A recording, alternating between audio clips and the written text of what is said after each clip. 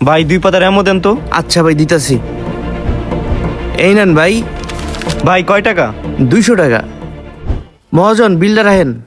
ভাই আমার এই ওষুধগুলো দেন তো। এই নেন ভাই। বিলটা কত? 80 টাকা। ভুলে মানিব্যাগটা বাসায় রাইখা আইছি, বিলটা কালকে দেই। না ভাই আমগান বাকিটা কি নাই। ভাই মহাজনটা একটু বলেন না। আঙ্কেল ভুলে তো মানিব্যাগটা বাসায় রাইখা আইছি, বিলটা কালকে দেই। ঠিক আছে, টেনশন করো না, তোমার কাছে টাকা হইলে দিয়ে যাইও। আচ্ছা ধন্যবাদ। মহাজন একটা কথা বলি, হ্যাঁ বলো। আপনি জ্বরে বাকি দিলেন এই টাকা আপনি আর কখনোই পাবেন না। কেন? এর আগেও আমি 2টা ফার্মেসিতে কাজ করছি, ও ওষুধ ঠিকই নিয়ে যেত কিন্তু কখনো টাকা দিত না। ঔষধকে কেউ পেট ভরার জন্য খায়, জীবন বাঁচানোর জন্য খায়, আর রোগ সারার জন্য খায়। 80 টাকা কি এই যুগে খুব বেশি বড় টাকা?